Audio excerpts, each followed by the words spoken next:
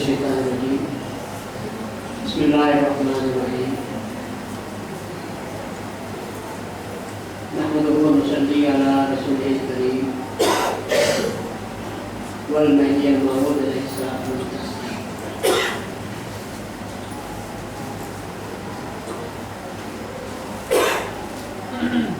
اما بعد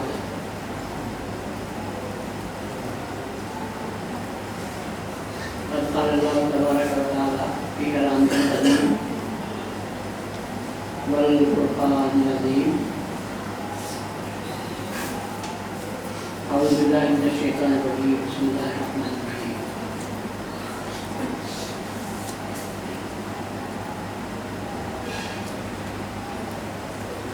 حالت بندی ہے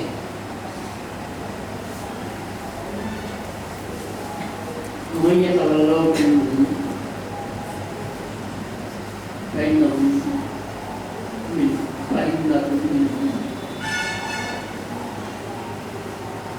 اللہ ارشاد فرماتا ہے بہت ہی نازک بات ہے اور یاد رکھنے کی بات ہے. اے ایمان والو مومن اسلام پر قائم ہو، ایمان پر قائم ہو، نمازیں پڑھتے ہو، روزے رکھتے ہو، زکات دیتے ہو.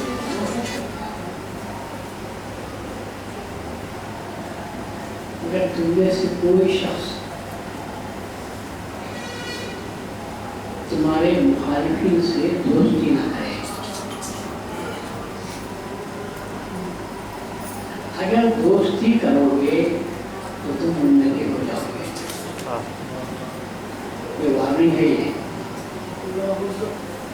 یہ انکار کرنے کی ضرورت نہیں، خدا کا رسول کا قرآن کا انکار کرنے کی ضرورت نہیں، صرف ان سے دوستی کر کے دیکھو.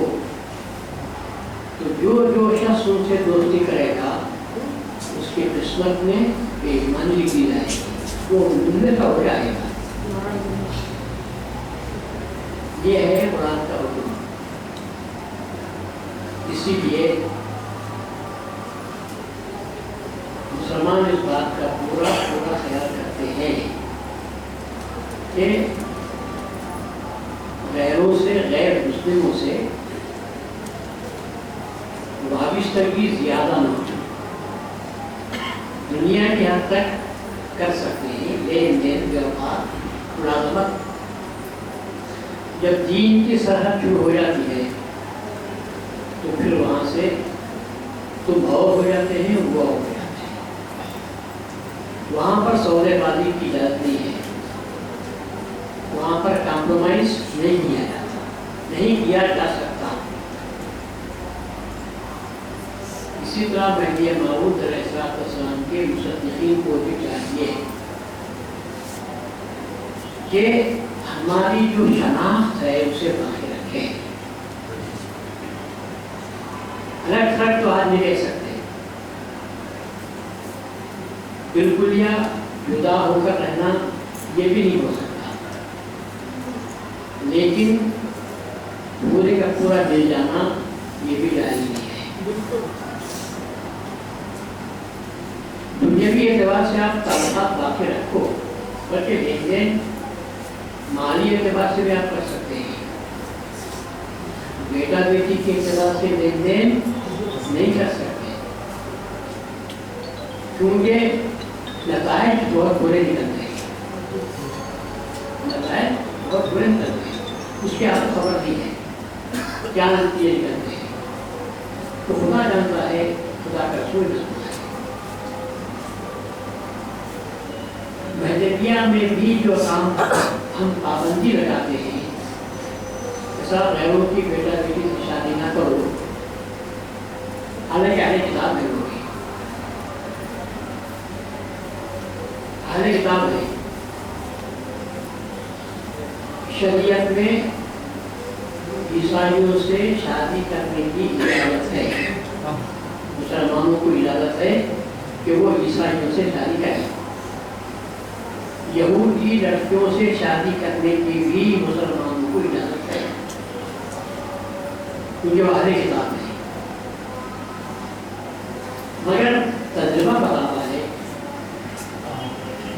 में से कोई ईसाई लड़की से किसी ने शादी की, उन्हें हमारी हुई या हमारा उनका हो गया?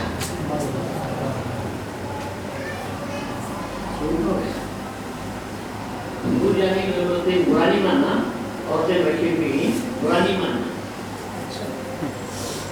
आपस में शादी होती है तो खुद बच्चे की माँ बोलती है कब से देखता था कि मुझे भूल गया, उसका हो गया। आपस में रिश्तेदारी में शादी होती है तो सास माँ बेटे को बोलती है तू कब से उसका हो गया बोलती है। तो आपस में उसका हो गया या गैर कर लाने के बाद में क्या हो जाएगा? उसके आधार तत्वार अखलाक लेन देन मरासिम सब उसके बना। यहाँ रहे तो फर्क नहीं पड़ता, लेकिन दीन जब बदल जाता है तो काफी फर्क पड़ जाता है। और उसके बाद जब औलाद पैदा होती है, औलाद किधर जाएगी? औलाद किधर जाएगी? हमारे पास बड़े मुसलमान जो लीडर बन जाते हैं ना, गैर मुस्लिम औरतों से जब उन्होंने शादी की तो आपको मालूम है नतीजा क्या हुआ? मर्द बच्चे पैदा होते हैं तो जो जामे मस्जिद की बाप के साथ जाते हैं, औरतें बच्चियां लड़कियां पैदा होती हैं तो माँ के साथ पूजा करती हैं। तो फिर पैदा हो गया, इसलिए मना किया गया कि तुम वहाँ शादी मत करो, तुम्हारी जिंदगी खराब हो जाती है। लेकिन हम लोग कहते हैं, और आज के कुछ लोग जो लाइसेंस देने वाले हैं वो लाइसेंस दे देते हैं, कोई बात नहीं है, कर सकते हैं। और जब हुई शादी तो लड़की घर आकर बैठ गई। कितने हमारी लड़कियां हैं जो बाहर शादी हो गई थी और नतीजा क्या हुआ? बाहर आ गए, अंदर आ गई, घर अंदर हमारी फिर आ गई और दूसरों को जबरदस्ती पकड़ कर शादी करनी पड़ी। गरीब को पकड़े उसको शादी करने लगे और आकर बैठ गई। तो सारी मुसीबत जो हो रही है फरमान महदी के खिलाफ करने की वजह से हो रही है। वो अंदर आते हैं उनसे दोस्ती मत करो, जिस हद तक बात है उस हद तक रखो। हद पार कर आपके दीन के मामलात में, मजहबी मामलात में दखल देते हैं। अगर आपने जरा सा भी उनको बर्दाश्त किया तो याद रखो वो छा जाते हैं। हमारे पास जो शुरू से तरीका नमाज पढ़ने का रहा है, हज़रत महदी मऊद अलैहिस्सलाम ने जो नमाज जिस तरीके से नमाज पढ़ी, सहाबा ने उस तरीके से नमाज पढ़ी, ताबईन ने पढ़ी, आज तक हमारे पास वो तरीका आता है। अब 50-100 साल से एक नया तरीका निकला है। पहले तो रसूलुल्लाह ने फरमाया कि इमामा बांध कर नमाज पढ़ो कि जो शख्स टोपी से नमाज पढ़ता है और इमामे से नमाज पढ़ता है तो कई गुना दर्जे उसको इमामे से नमाज पढ़ने से मिलती है। मतलब ये हुआ कि इमामा बांधो या टोपी पहनो, मगर नमाज के वक्त में सर पर कुछ न कुछ आना चाहिए। आज क्या फैशन चला है? नंगे सर क्या है? बोले मक्के में पढ़ते हैं, मदीने में पढ़ते हैं, और अहले हदीस तो साफ इजाजत देते हैं कि नंगे सर नमाज पढ़नी चाहिए। तो ये कैसे मालूम हुआ आपको? उस सोहबत की वजह से नहीं हुआ। वो जो आपके पास एक तरीका था, आपने वो तरीका छोड़ा उनको देखकर। उसके बाद उन्होंने जब देखा कि आप बर्दाश्त कर रहे हैं, उन्होंने आपके सामने हदीसें पेश कर दी। तो देखो हदीस में आया है कि नंगे सर भी नमाज पढ़ सकते हैं। आपने कहा जब हदीस है तो फिर किस बात की परवाह है? तो नंगे से नमाज पढ़ने लगे। नमाज पढ़ने लगे तो रफ़ा यदैन करने लगे। एक ही मरतबा हमारे पास रफ़ा यदैन करते हैं, सिर्फ अल्लाहु अकबर कहते हैं, उस वक्त में हाथों को ऊपर उठाते हैं, उस वक्त बांधते हैं। अब जब बांधने का वक्त आया तो उन्होंने कहा वहाँ भी औरतें बनते हैं, और से कहा हाथ बांधते हैं सीने पर। क्यों बांधते हैं? मानो उनको हिकमत है, हिकमत है। عورتوں کا جسم اٹھا ہوا رہتا ہے، اس کو چھپانے کے لیے ہاتھوں کو سینے پر باندھتے ہیں تاکہ وہ جسم جو اٹھا ہوا ہے وہ دبا رہے، کسی کی اس پر نظر نہ پڑے، کس کی؟ عورتوں کی بھی اس پر نظر نہ پڑے۔ اب مرد شروع کرتے ہیں اور ہم پوچھتے ہیں تمہارا کون سا جسم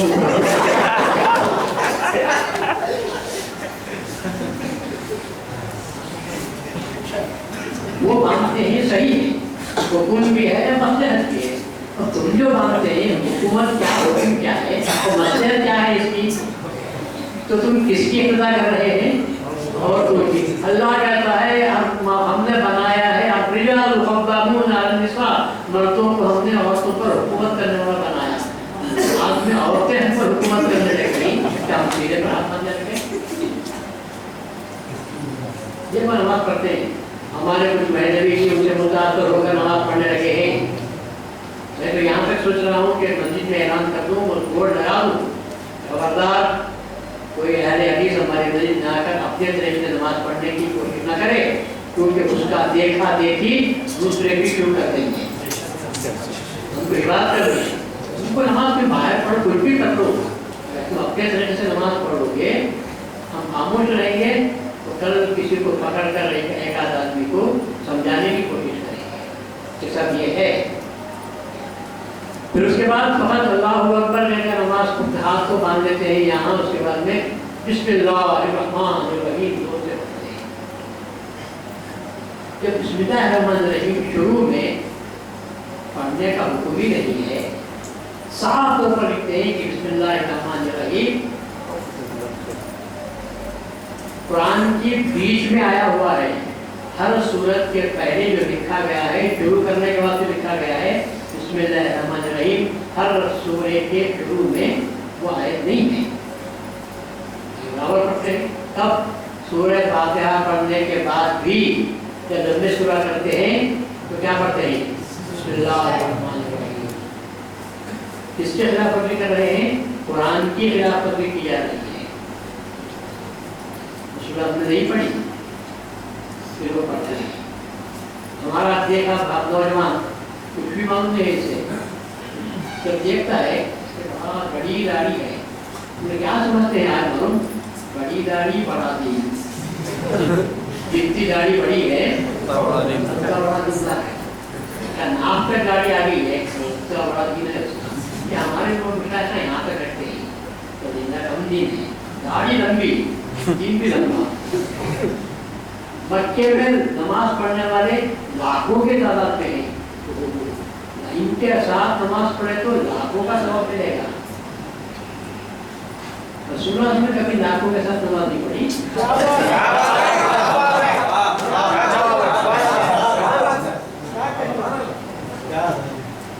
کیوں مدینے میں پڑھے نماز؟ رسول اللہ کو چاہیے تھا کہ مکہ جاتے حج کے موقع پر اور سب کے ساتھ وہی نماز پڑھتے ہوئے نہیں جاتے، لاکھوں کا ثواب ضرورت ہی تھی، صحابہ کو ضرورت تھی، جو حج کو جاتے تھے وہی پڑھتے تھے۔ ہمارے لوگوں کو فکر ہے نماز نہیں ہوتی، نہیں، لاکھوں کا ثواب ہے۔ اب لاکھوں کا ثواب کون سی حدیث میں ہے یا کہاں روایت آئی ہے کیا کریں گے؟ تو روایت بیٹھی ہے، ذہن میں بات بیٹھی ہے، مجمع بڑا ثواب بڑا۔ اب اللہ تعالیٰ ہر ایک کی نماز کو دیکھ کر قبول نہیں کرتا، مجمع دیکھو مریض کو بولتا ہے کتنا مجمع ہے، لاکھوں کا ثواب مجمع کہتا ہے 3 آدمی بس چھوٹی سی اچھا طور سے ایسا ہو جاتا ہے، نہیں ہوتا۔ ہم لوگوں نے کہہ دیا اب روایت چاہتے ہیں کہ بس اس کے بعد اللہ اکبر کے رکوع میں جا رہے ہیں، ہاتھوں اٹھا رہے ہیں، اللہ اکبر پھر رکوع میں جا رہے ہیں، یہ رکوع میں جا رہے ہیں پھر اللہ اکبر کہہ رہے ہیں، ہاتھوں کیوں اٹھا رہے ہیں؟ پھر سمیع اللہ علماء جب کہتے ہیں پھر نماز کے لیے جاتے ہیں، پھر چلتے پھر اللہ اکبر کے ساتھ پھر ہاتھوں کو اٹھاتے ہیں اور پھر چلے جاتے ہیں۔ پھر کہاں سے آئی ہے؟ بولے حدیثیں ہمارے پاس ہیں، انہوں نے ایک پرچہ پھرایا ہے دبئی میں، اور یہ تمام حدیثیں لوگوں سے کہا وہاں کے مینیجر سے کہ صاحب یہ حدیثیں ہیں، اس لیے آپ کو بھی چاہیے کہ آپ ہر نماز میں رفع یدین کرنا چاہیے۔ وہاں کے لوگوں نے مجھے وہ پرچہ دے دیا کہ صاحب یہ ہم کو ایسا بتا رہے ہیں کہ حدیثیں لکھ کر ہمارے پاس بھیج رہے ہیں، اس کا کیا جواب ہونا چاہیے۔ پھر میں نے ان کو 28 حدیثیں لکھ کر بھیجی، 28 حدیثیں لکھ کر بھیجی، جس میں ابو بکر سے لے کر تمام صحابہ بھی ہیں۔ انہوں نے صاف طور پر لکھا ہے ہم نے رسول اللہ صلی اللہ علیہ وسلم کے پیچھے نماز پڑھی جب سے میں نے عقل کو سنبھالا، ہوش آیا جب سے میں پڑھ رہا ہوں، اور میں رسول کے قریب رہتا تھا، پیچھے رہتا تھا، میں نے کبھی رسول اللہ کو تکبیر تحریمہ کے سوا اور وقت نمازوں کو اٹھاتے ہوئے نہیں دیکھا۔ 28 حدیثیں میں نے دیکھی اور کہا یہ نمونے کے طور پر ہے، آپ چاہتے ہیں تو اس سے بھی زیادہ حدیثیں لکھ کر دے سکتا ہوں۔ ان کے پرچے کے جواب میں یہ جواب میں وہاں پر بھیجا اور کہا جنہوں نے یہ پرچہ دیا ہے ان کو میرا یہ جواب بتا۔ معلوم کیا ہوا؟ انہوں نے بلا کر جواب دیا، کہا ہاں ہاں یہ بھی ہے وہ بھی ہے، کیوں؟ جب وہ بھی ہے تو یہ کیوں بولے تم؟ میں کہا کہ ایسا ہی ہوا ہے، ایسا کرنا چاہیے۔ جب یہ جواب مل گیا تو جواب دیے کہ ہاں ہاں یہ بھی آیا ہے وہ ایسا بھی آیا ہے، اور بات ختم ہو گئی۔ اب وہ جو تبلیغ ہو رہی تھی وہ تبلیغ ختم ہو گئی۔ ورنہ ہم لوگ کیا کرتے ہیں، حدیثوں کو دیکھا، حدیثیں وہ بھی اتنی حدیثیں ہمارے پاس آئی ہوئی ہیں، انہوں نے حدیثوں کو پورے پوچھ کیا تھا صحابہ سے، وہ حدیثیں آئی ہوئی ہیں تو ہم لوگ کرتے ہیں جب حدیث آئی ہے تو کیا ہے۔ یاد رکھو حدیث کا لفظ سن کر دھوکہ نہ کھاؤ، کسی کی روایت کو پیش کرتا ہے تو اس کو دیکھ کر دھوکہ نہ کھاؤ، کیونکہ 50,000 سے زیادہ حدیثوں کو گھڑا گیا ہے۔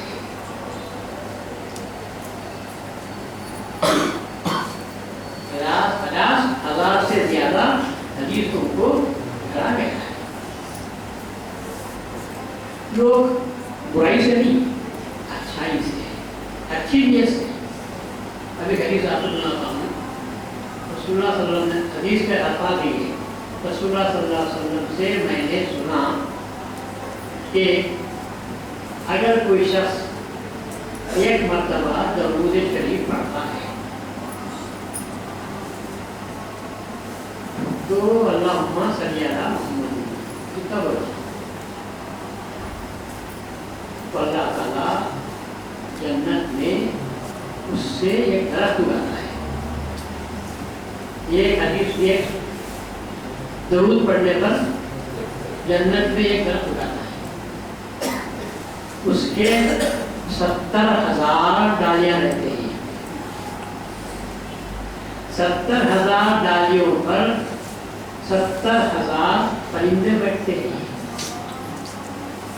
اور وہ 70,000 پرندے اس بندے کے لیے دعا کرتے ہیں۔ لوگ کیا کیوں کریں معلوم؟ ایسا ہے سروس کا ہے، بیٹھ گئے تصویر نہیں کرتا اللہم صلی علی محمد تو 100 مرتبہ پڑھ کے صبح کے حساب لگاتے ہیں۔ اب تو کمپیوٹر ہے اتنا بیان نہیں، اور ایک وقت پڑھے تو 70,000، اب اس کے بعد 100 مرتبہ پڑھے تو اب میں 1000 مرتبہ پڑھ لیتا ہوں، کتنے ہو گئے 70 لاکھ۔ اب نماز کی روزے کی نیکیوں کی کیا ضرورت ہے، میرا تو کمرہ بھرا ہوا ہے۔ یہ حدیث ہے، اب سروس بھی مل گیا ان کو، خوش ہو کر کیا پڑھنا شروع کریں، آسان کو حضور پر درود پڑھنا بہت آسان ہے۔ خالی ہم اسے اتنا پوچھو درود پڑھنا افضل ہے یا ذکر کرنا افضل ہے؟ کہیں پورے قرآن میں اللہ تعالیٰ نے تم کو اتنا کہا ہے کہ اٹھ کے بیٹھے درود پڑھو؟ اللہ نے صرف اتنا کہا اگر نام محمد تمہارے سامنے آیا تو تم درود پڑھو اور خالی وقت میں ذکر کرو۔ अब लोग क्या करते हैं, जिक्रुल्लाह को दबाने के लिए दरूद पढ़ने पे लगा दिए। क्या छूट गया तुम्हारे से? मेहदी की आमद जिक्रुल्लाह को बर्पा करने के लिए, उनका काम छोड़े हैं। अल्लाह ने कहा उठे बैठे लेटे वक्त खुदा को याद किया, तो मैंने इस्लाम में वो काम किया। तो लोग भूल गए उस बात को, सबक भूल गए। क्यों? क्योंकि जिक्र करें तो क्या मिलेगा कहीं भी नहीं है। सिर्फ इतना है, जिक्र करोगे तो दिल साफ होगा, और दिल में साफ होगा तो आईना होगा, तो क्या होगा? खुदा का दीदार होगा। वो बात कहीं भी नहीं है। तो इस वजह से लोग उसको मानने के लिए भी तैयार नहीं। तो गुलामा ने उसको सप्रेस कर दिया, पलट दिया। तो अब जो है करने लगे, बस हाथों को खा उठा रहे हैं। उसके बाद खड़े हुए तो पाँव को फैलाना शुरू कर दिया। रसूल ने कहा कि ऐसा खड़े रहो आजू वाले को भी जगह दी जाए, खड़ा मत ऐसे मत हो, बल्कि बीच में सिर्फ 4 नंबर की जगह 2 खत्मों के बीच में बाकी रखो, ताकि दूसरा आदमी भी आकर खड़े हो जाए। लोग कहा कि रसूल ने कहा खत्मों को मिलाओ, तो ऐसा मिलाना शुरू कर दिया, ये कौन यहाँ और ये कौन यहाँ। अब उन्हें आने वाला अपना तो मुझसे मिला दिया, उन्हें वाला इससे मिला दिया, बीच में टांग आक्षेप ले रहे हैं, ये बकरा अंदर से जाता है। ये अमल हो रहा है।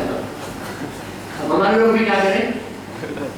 कोई जरूरत नहीं, किसकी जरूरत नहीं। हालांकि किसी ने इनको सिखाया नहीं, खाली उनके अमल को देखकर और कभी कभी उनकी तबलीग से या तालीम से मुतासर होकर अपना जो मजहब है, अपना जो मसलक है, वो मसलक छोड़ रहे हैं और गैरों के मसलक को पसंद कर रहे हैं। चाहिए तो वो आप नमाज में बैठने लगे तो इनके सामने हमेशा औरतें ज़्यादा रहती हैं।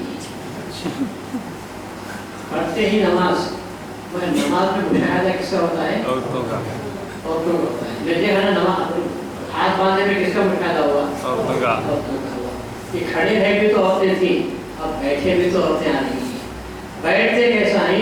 हम लोग कैसा बैठते हैं? मर्द सीधा पाँव खड़े करते हैं, और वो भी उंगलियां और अंगूठा किबले की तरफ होना चाहिए।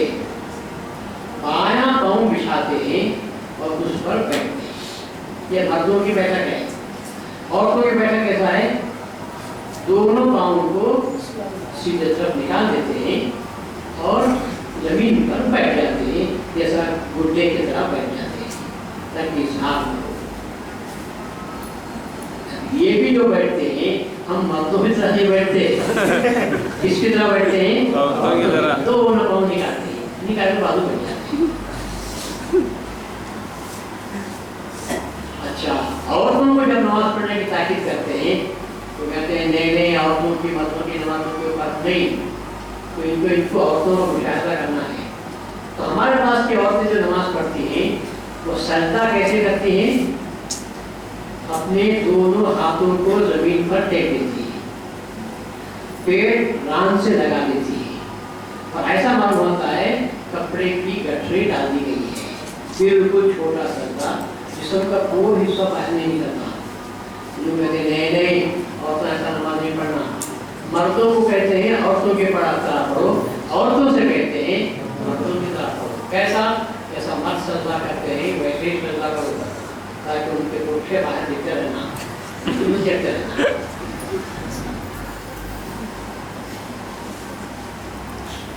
ये सब दीन को बिगाड़ने की बात है।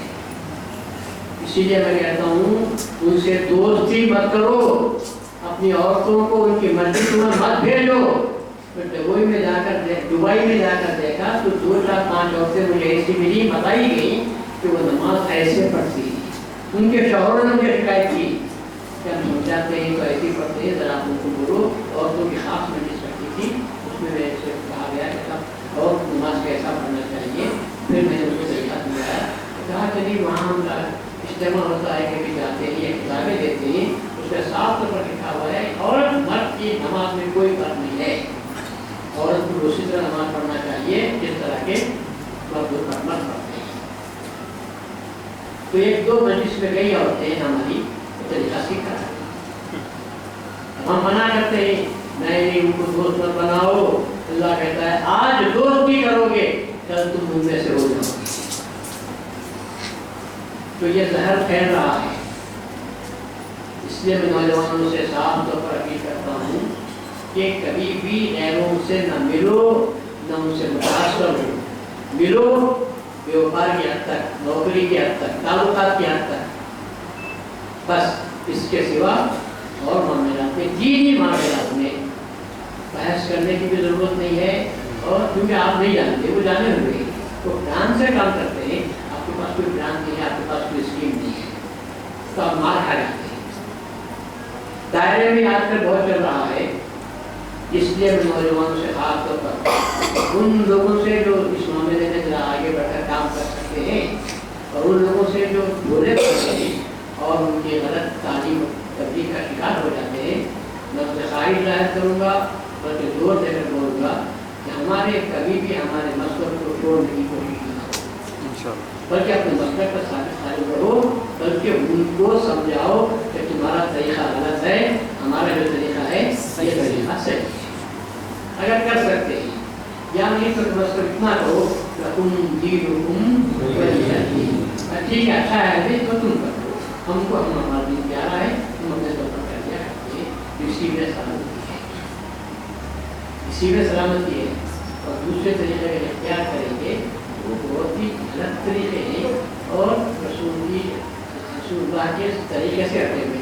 یہ ہمارے سامنے رسولوں کے حدیثوں کو پیش کرتے ہیں, ہم کو ان کے سامنے رسول اللہ کا عمل پیش کرنا چاہیے. اور رسول کا عمل کیا تھا؟ رسول اللہ نے کہہ دیا مہدی میرے اپنے قدم پر چلے گا. تو ہمارے پاس کی جو نماز ہے وہ کس کی اتباع میں ہے؟ رسول اللہ صلی اللہ علیہ وسلم کی اتباع کی نماز ہے, جسے پہلے موت نے پیش کیا. اس کا کوئی جواب نہیں. تو آپ دعوانا الحمدللہ.